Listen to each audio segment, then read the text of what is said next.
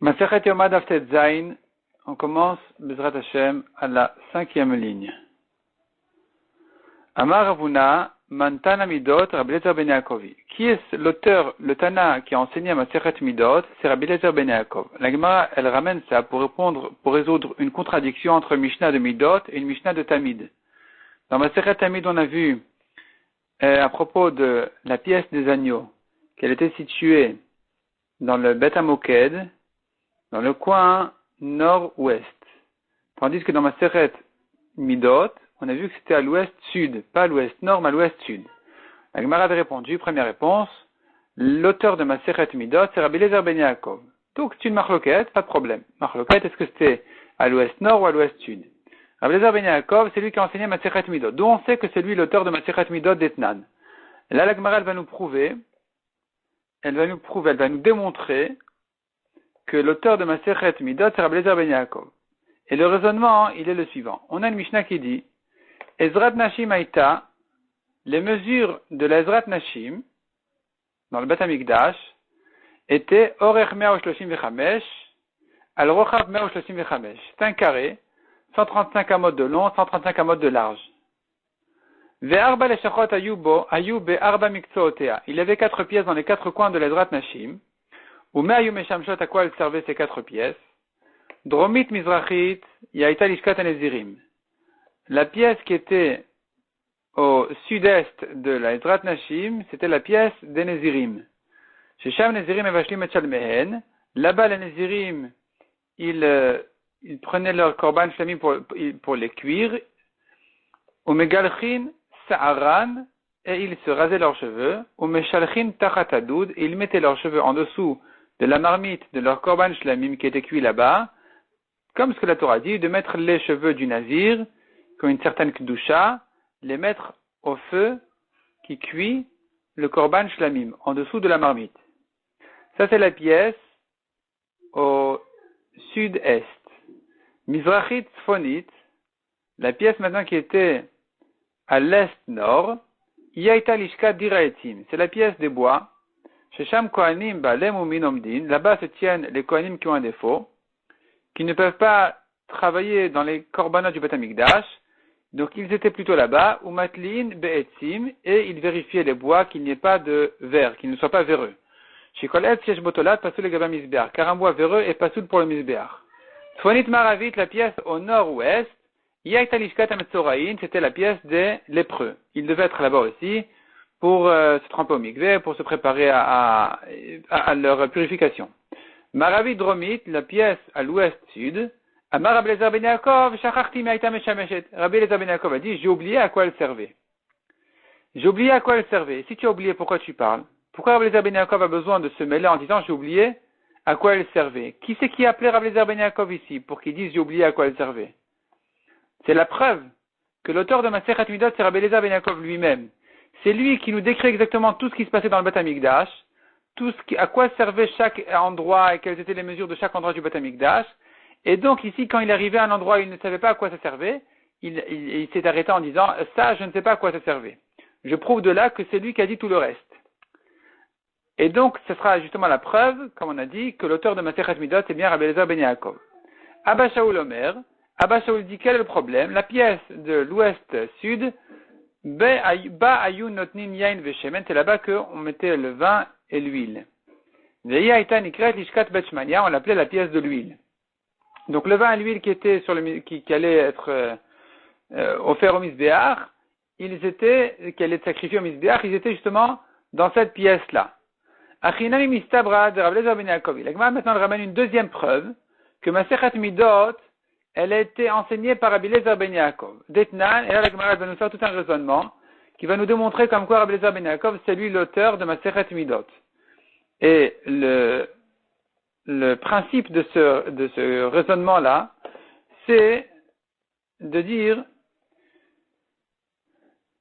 que selon Rabbi Eliezer ben Yaakov, le portail de l'est du Bet HaMikdash était couvert par la montée de la colline du Bet HaMikdash, et donc on ne pouvait pas voir par là-bas le sol du Echal. Et on avait besoin de le voir par là-bas, parce que le Kohen qui brûlait la vache rousse, il se tenait sur le Haramishra, Harazetim. Il se tenait sur le Harazetim en face du Beth Amikdash. Il était dirigé, il regardait en direction du Beth Amikdash. Et il devait faire la vache rousse, il devait asperger du sang de la vache rousse en direction du Kodesh, du Echal. Comme la Torah nous dit, El Nochach Oel Moed, en face du Oel Moed. Donc il devait voir le Echal. Il était loin, il était sur une autre montagne. Il y avait le Harazetim et il y avait le Harabaït. Harabaït c'est le Beth Amikdash, Harazetim c'est là où il faisait la vache rousse. Il était au sommet ou je ne sais pas, peut-être pas au sommet. En tout cas, il était sur le Harazetim. Il faisait là-bas sa vache rousse. Il devait regarder de loin et voir l'espace du Echal. Or, tous les portails du Beth Amikdash étaient un en face de l'autre. Donc, en principe, on aurait pu voir en regardant, en traversant par son regard tous les portails, il aurait pu arriver jusqu'au Echal. Mais, il faut tout de même que les hauteurs des portails de l'Est, des premiers portails du Beth Amikdash, ne soient pas couverts par la colline qui monte et qui monte et qui monte jusqu'à ce qu'on a bouché complètement à toute la hauteur du portail de l'Est.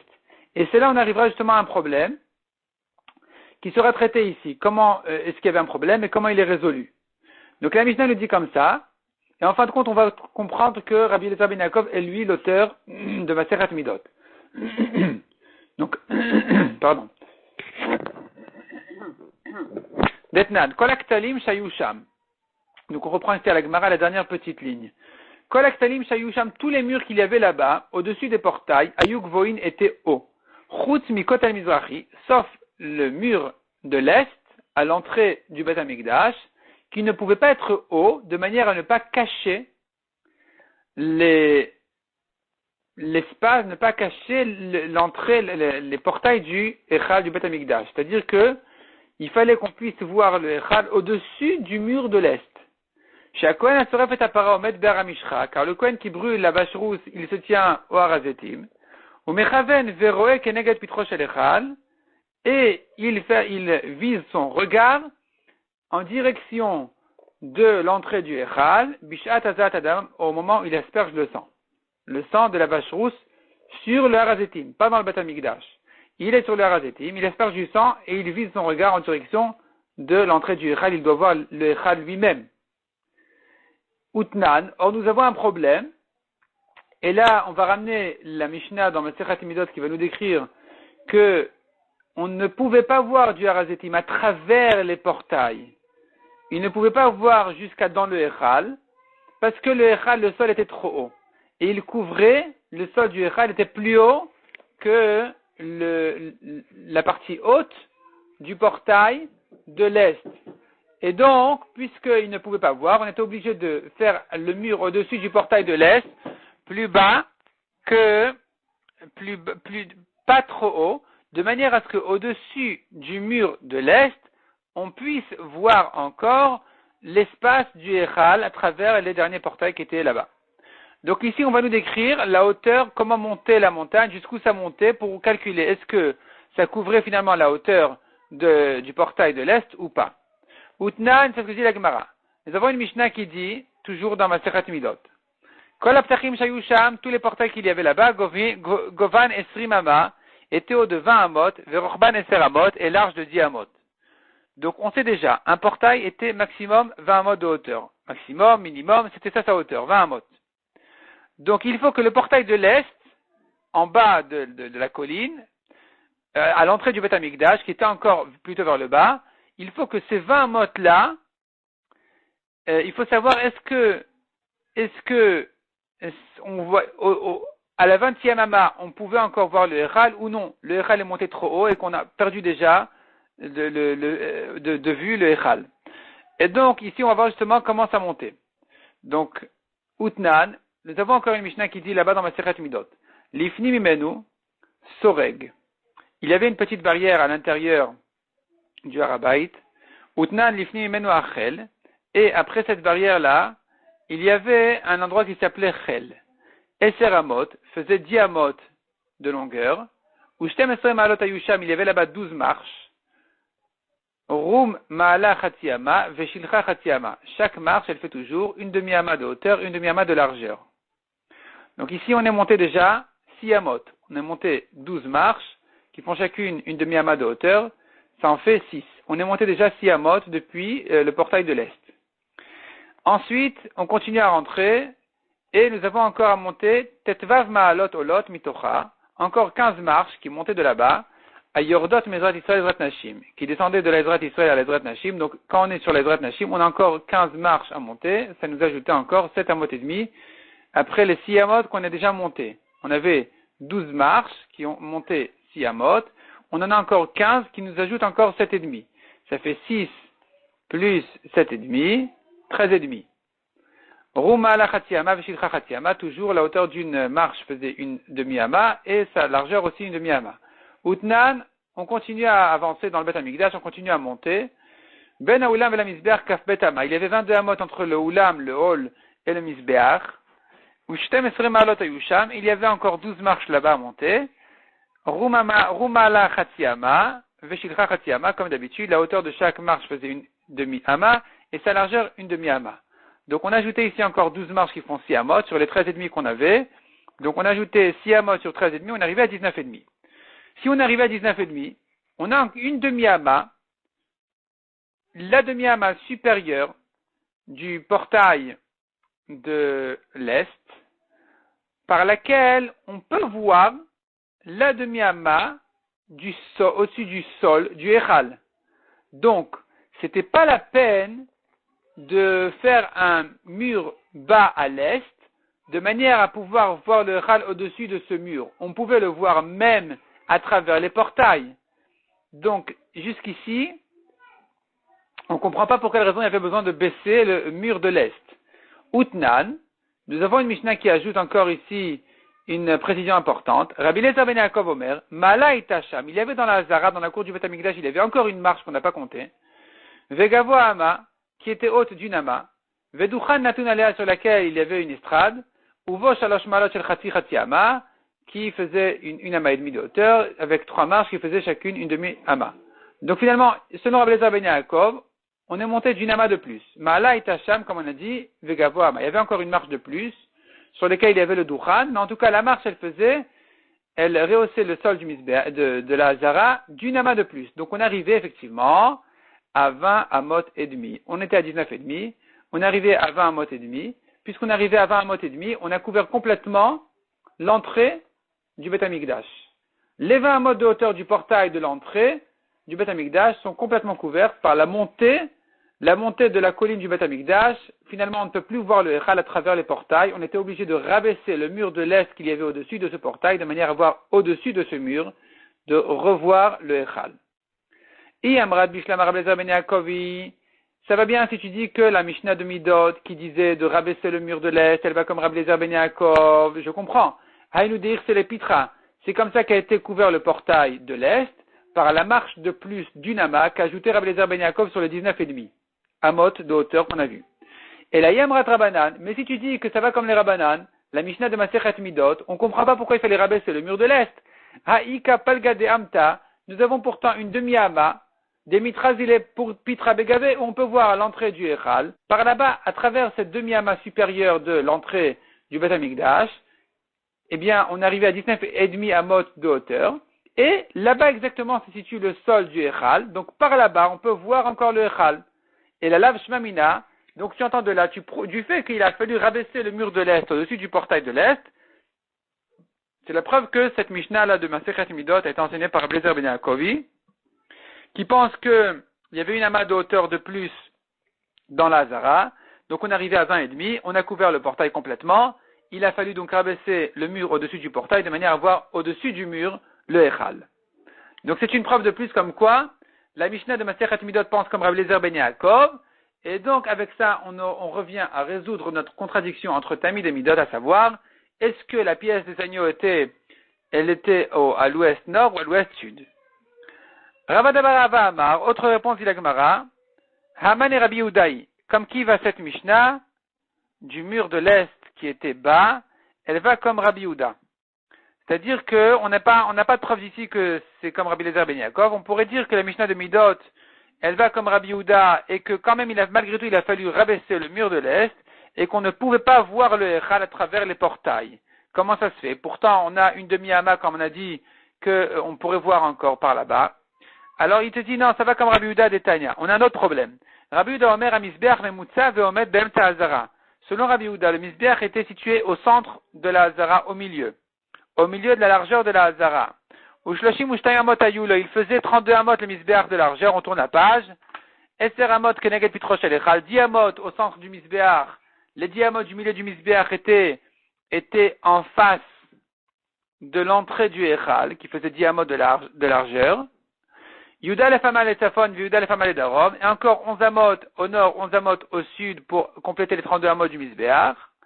Et ces 11 amot en question, c'est ce qui complétait les mesures de la largeur du Echal en tout. Parce que, il y avait dans le Echal, comme on a dit, 10 amot de largeur à l'entrée du Echal. Après ça, il y avait encore 5 amot à droite, 5 amot à gauche, nord et sud, dans le Echal lui-même. Et ensuite, il y avait l'épaisseur des murs du Echal, dans lesquels il y avait des petites pièces, qui faisaient encore 6 amot à droite, 6 amot à gauche, nord et sud. Donc finalement, on a ajouté encore 5 plus 6 de chaque côté, 11. 11 au sud, 11 au nord. Et le Misbeach, il était exactement en face de tout ça. Donc le Misbeach, est situé exactement en face du Echal, avec ses murs, avec tout en même temps.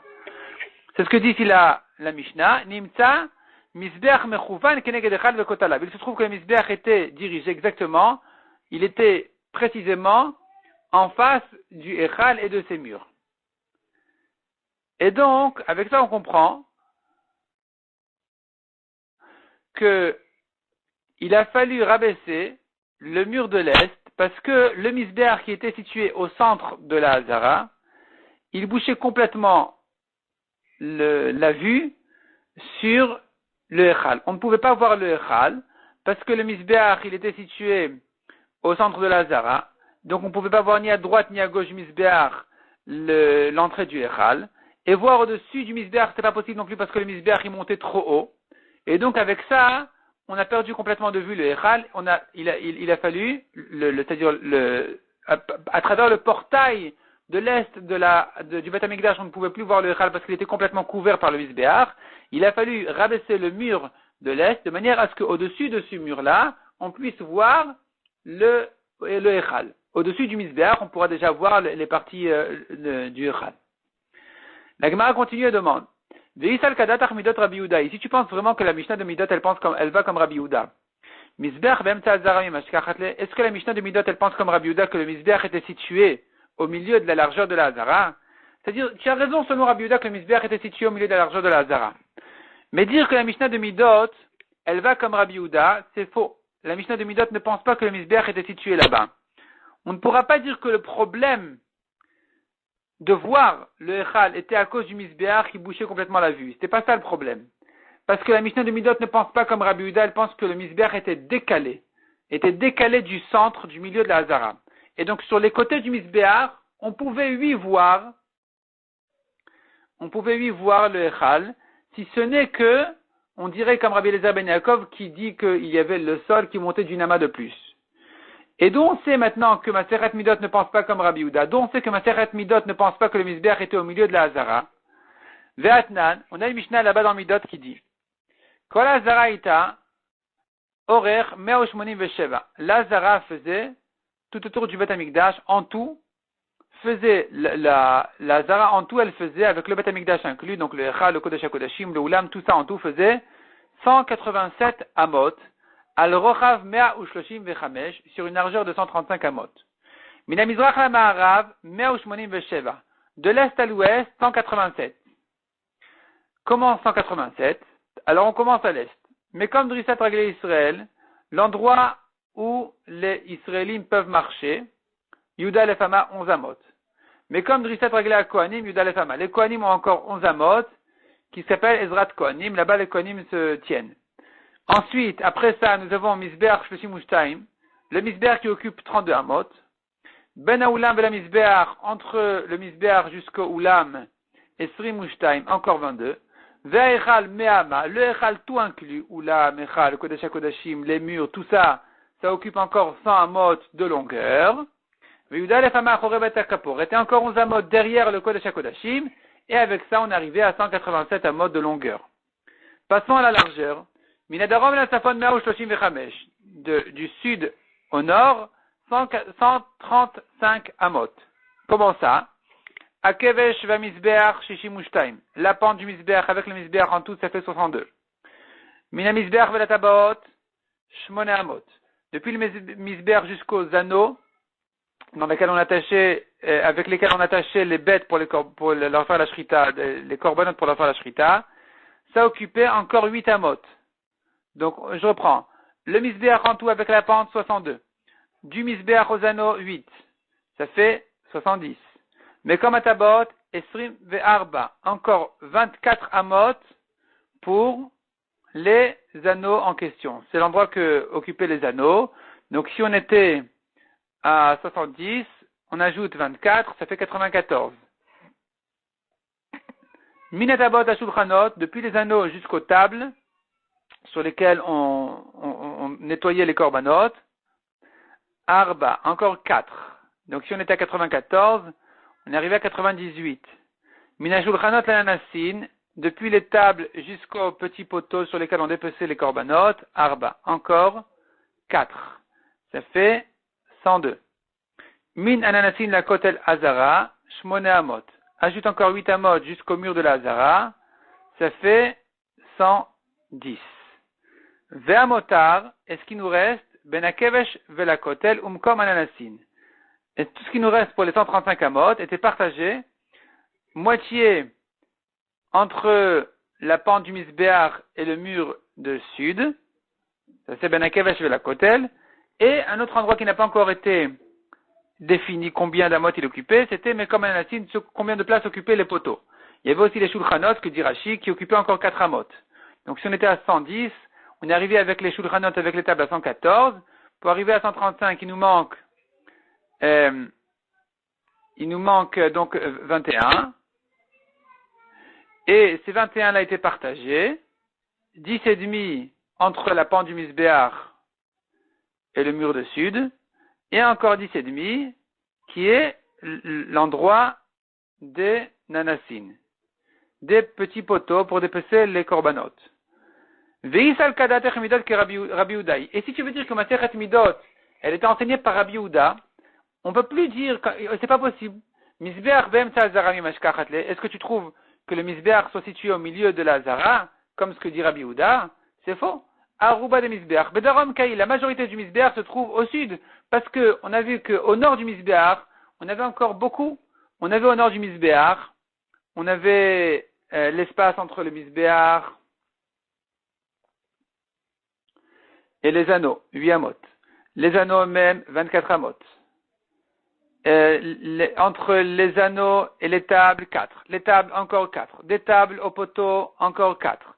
Les poteaux, on a dit 10 et demi. Entre les poteaux et le mur, 8 amot. Donc avec tout ça, le misbeach est décalé côté sud. Il n'est pas centré au milieu. La majorité du misbeach se situe au sud de la Hazara. Et donc, la Mishnah de Midot qui nous décrit comme ça la largeur de la Hazara ne peut pas penser comme Rabbi Yehuda. Haruba de misbeach vedarom kei, la majorité du misbeach est au sud. Rashi fait exactement tout le calcul, où il se trouve que le misbeach est décalé vers le sud. Et la lave shmamina, Rabbi Eliezer ben Yaakov shmamina. Donc on voit clairement que la Mishnah de Midot ne peut pas être comme Rabbi Yehuda, et donc elle ne peut être comprise que selon Rabbi Eliezer ben Yaakov. Selon Rabbi Eliezer ben Yaakov, on comprend pour quelle raison le mur de l'Est était rabaissé, de manière à pouvoir voir au-dessus du mur de l'Est le Echal, en passant par les portails qui dépassaient au-dessus, et jusqu'à ce qu'on puisse voir donc l'intérieur du Echal, parce que en passant par en regardant à travers les portails, on ne pouvait pas arriver jusqu'au Echal. Non pas à cause du misbeach qui était centré, qui bouchait la vue, c'est pas ça le problème. Le misbeach était décalé, comme on vient de prouver, il était décalé côté sud. Donc il y avait à droite du misbeach, on avait quelques amotes, on peut voir, il y avait deux petites amotes, on pouvait quand même voir le Echal par là-bas.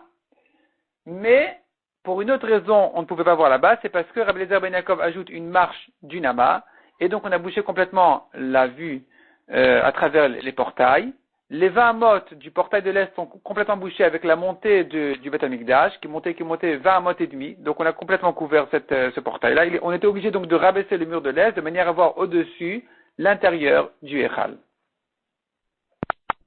Donc si on veut maintenant démontrer le calcul du Misber qui a été décalé selon la Mishnah de Midot côté sud, le calcul est très simple. Il faudrait compter, comme on a dit, depuis le Misber jusqu'au mur de la Hazara, on arrive à 77,5 je pense. Voyons le calcul, comment c'est démontré ici. Donc on a dit depuis le Misber jusqu'aux anneaux, on a 8 amot. Les anneaux occupent 24, ça fait 8 plus 24, 32. Depuis les anneaux jusqu'aux tables, encore 4, ça fait 36. Les tables elles-mêmes, c'est encore 4, ça fait 40. Depuis les tables jusqu'aux poteaux, encore 4, ça fait 44. Les poteaux eux-mêmes, on a dit qu'ils occupaient 10,5, ça fait 54,5. Et encore 8. Et encore 8 amotes, ça fait 62,5. Pour arriver jusqu'au mur de la Hazara. Maintenant, 62,5 jusqu'au mur de la Hazara.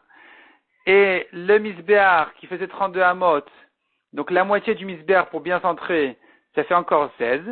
Ajoute ces 16 là sur les 32,5, on est arrivé à, ajoute 10, ça fait, on était à 62,5. Ajoute 16, ça fait 72,5, et encore 6, 78,5, quelque chose comme ça. En tout cas, 78,5, c'est plus que la moitié des 135. C'est plus que la moitié des 135 amotes de largeur de la Hazara, et donc c'est pas possible. On est décalé, la moitié du Misbéar, et c'est éloigné de la moitié de la Hazara vers le sud, et donc avec ça on a prouvé que le Misbéar n'était pas centré comme Rabbi Yehuda, il était décalé vers le sud, donc il y avait où voir, à côté, à droite du Misbéar, il y avait quand même comment voir le Echal, si ce n'est comme Rabbi Eliezer ben Yaakov qui dit qu'il y avait une marge de plus, et donc finalement on ne peut plus voir parce que le sol du Echal est plus haut que la hauteur du portail de l'Est. C'est pour ça que la Mishnah a dû dire le mur au-dessus du portail de l'Est était rabaissé, était bas, de manière à voir au-dessus, que le Kohen qui fait la vache rousse puisse voir par au-dessus du portail de l'Est, au-dessus du mur qu'il y avait sur le portail de l'Est, par là-bas il pouvait voir l'intérieur du Echal.